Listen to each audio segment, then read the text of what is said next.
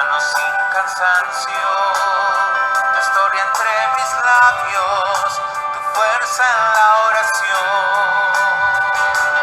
Llévame donde los hombres necesiten tus palabras, necesiten mis ganas de vivir.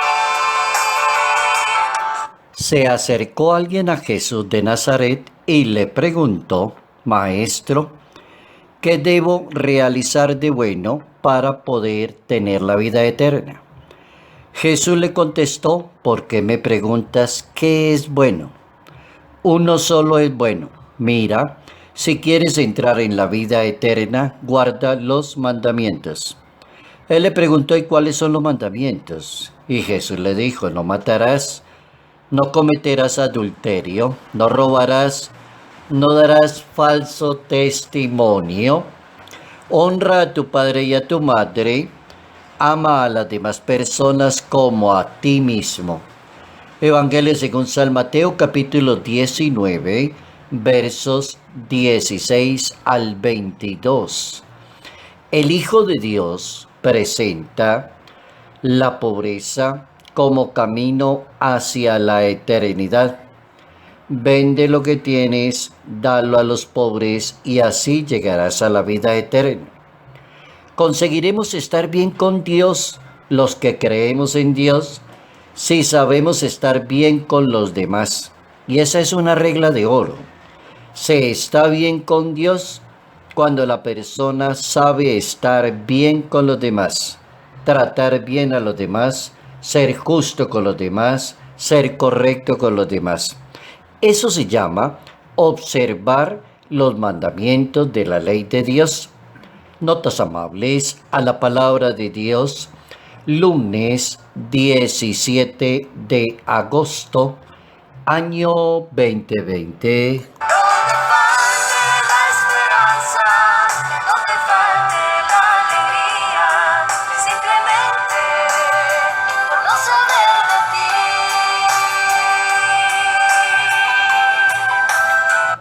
Alguien pregunta: ¿cómo se puede ganar la vida eterna? Alguien puede preguntar: ¿cómo puedo llegar al cielo? A alguien se le puede ocurrir: ¿cómo estoy seguro de que me voy a salvar? Alguien puede presentar una carta de navegación para vivir aquí en esta sociedad bien, de tal manera de llegar al cielo de una manera perfecta. Tal como San Ambrosio, en su tiempo y en su momento, San Ambrosio, padre de Occidente, siglo III de la historia, el santo vivía tan bien preparado y conocía tan bien la palabra de Dios, que llegó a decir antes de morir: no tengo nada de miedo de irme a buscar a Dios, porque creo que todo lo que hice en esta tierra corresponde a Dios. Se sentía plenamente seguro.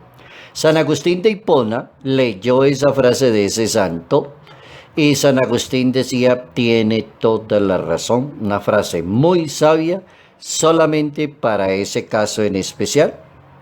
Hay una persona que le pregunta al Señor cómo se puede ganar la vida eterna, pero es una persona que tiene bastantes bienes, vive cómodamente, tiene buena popularidad, goza de buen caudal de dinero y de pronto se le ocurre pensar: bueno, a pesar de que yo vivo también aquí en la tierra y tengo de todo, ¿será que me gano la vida eterna o será que no me la gano? Preguntémosle al que sabe. Y se fue y le preguntó. Y el que sabe le contestó que cumpliera los mandamientos de la ley de Dios. Y los mandamientos que le enumera son los mandamientos que van en orden a las demás personas. Esa es una curiosidad, cómo Jesús de Nazaret contesta tan correctamente la pregunta: te ganarás el cielo si logras vivir de tal manera de estar bien con los demás, conseguirás estar bien con Dios. Y así fue la charla tan amena con este muchacho. Y le dice al maestro: pues todo eso lo he cumplido, ¿me falta algo? Sí, señor. Algún detallito se queda por ahí. Vende lo que tienes y dáselo a los pobres y luego vente conmigo. El muchacho se quedó triste en ese momento porque tenía muchos bienes en ese momento. Hay un grupo, hay un movimiento, que se podría llamar movimiento religioso, en los tiempos de Jesús. Y ese movimiento se llama fariseísmo. Y la palabra fariseo es una palabra que allí en su contexto cultural va a significar una persona que vive separada de los demás. El fariseo es un personaje que se cree diferente a los demás. Y el fariseo es un personaje que se cree más alto o mejor cumplidor de la ley de Dios aquí que los demás. Yo sí cumplo la ley de Dios, los demás no la cumplen. Y traigo a colación el dato del fariseo, porque el dato de fariseo hace todo lo contrario a lo que Jesús le está pidiendo a este jovencito. Vende lo que tienes, como que despójate de todas esas cositas que no son importantes y dedícate a ser una persona sencilla, humilde para Dios. Algunos fariseos consideraban a los demás ignorantes, que no tenían mayor valor, dice el Evangelio de Juan en ese capítulo 7. También los fariseos hablaban de los demás y decían es que son pecadores, cambio nosotros y somos santos. Juan capítulo 9. Y cuando uno considera que los demás no le dan en la talla a uno, entonces uno no aprende nada de la gente. Juan capítulo 9, verso 34. Jesús y su comunidad presenta un programa de vida eterna, un programa de eternidad no basado en rechazar a la gente, en excluir a las personas, en quitarle la dignidad a los demás, sino es todo lo contrario, aprender a incluir. Es una teología incluyente. Las personas que son excluidas por los fariseos y por el mundo del tiempo de Jesús de Nazaret, que eran consideradas impuras, publicanos, pecadores, prostitutas, leprosos, y así quedó así en el Evangelio, Marcos capítulo 2, Evangelio según San Lucas capítulo 7. Jesús coloca el valor de la grandeza y de la eternidad en el desprendimiento y en la pobreza de corazón. Y queda también en las bienaventuranzas, en ese capítulo 5 de San Mateo o en el capítulo 6 de San Lucas.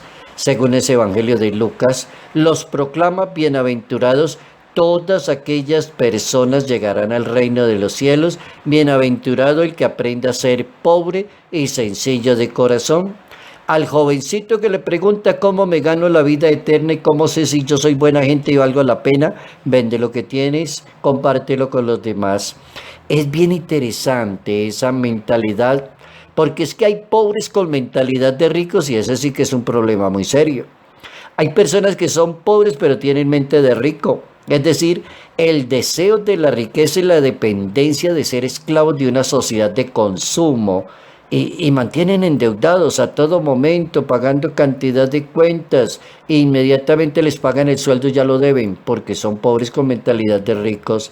No tienen más tiempo para dedicarse al servicio de los demás porque están pendientes de una cantidad de bienes. Bien interesante el maestro cuando coloca allí el desprendimiento de corazón, la limpieza de corazón, la pobreza, un camino hacia el cielo basado en los mandamientos de la ley de su Padre Celestial. Y ese primer mandamiento de amar a Dios y no jurar su santo nombre en vano y santificar las fiestas, el valor fundamental de esos tres mandamientos se llama Dios. El valor fundamental es Dios. ¿Quién es Dios para la vida de un ser humano? Los tres primeros mandamientos. Y rechazamos cuanto esté en contra de esos mandamientos, como la idolatría, por ejemplo, la simonía, la superstición, el espiritismo, la astrología.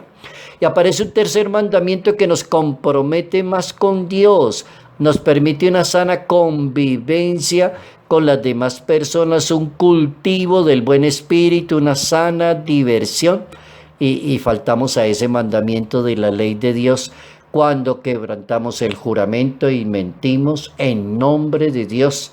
Es decir, la santidad de Dios está por encima. Un cuarto mandamiento nos pide buenas relaciones con los demás. con esos dos personajes tan importantes para un ser humano que son el papá y la mamá. Honrar al papá y a la mamá, y ese es el valor de la familia. Y faltamos a ese valor tan importante cuando despreciamos, maltratamos, somos rebeldes, altaneros, no acatamos la autoridad. Un quinto mandamiento y un sexto mandamiento. Aparecen mandamientos que nos dan el valor fundamental de la vida y del amor. Sexto y noveno mandamiento de la ley de Dios. Dios crea al hombre y la mujer iguales en dignidad y en derecho. Y el amor se refleja en ese amor entre las personas. El valor fundamental es la misma justicia de Dios. Bien interesante estudiar los mandamientos como regla de oro para la vida eterna, tal como lo dice el Nazareno. El Papa Francisco dice que hay un misterio en esa posesión de las riquezas. Preguntarle a Dios, ¿me voy a salvar o no me voy a salvar? Lo que pasa es que yo tengo mucha platica y me siento muy cómodo, me siento superior a los demás. Esto como que suena bien por aquí en la tierra. Entonces el Papa Francisco, en una homilía en la Casa Santa Marta, un 25 de mayo del año 2015, decía el Papa en esa ocasión, las riquezas tienen la capacidad de seducir a las personas. Las seducen y las llevan y las desorientan a las personas. Vivir como sin un horizonte, la persona que está muy pendiente de las riquezas, viven sin esperanzas. Es una vida triste, decía el Papa.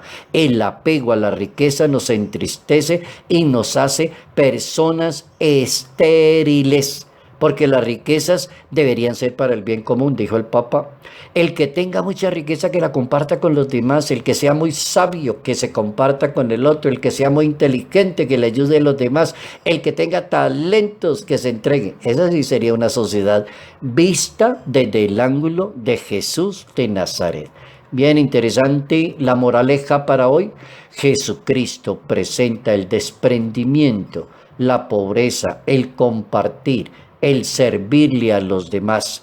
Conseguiremos bien estar con Dios cuando estemos muy bien con las demás personas. Y así en marcha iré cantando, por calles predicando lo bello que es tu amor. Salud, paz y bendición para todos. Padre Jairo Yate Ramírez, Arquidiócesis de Ibagué.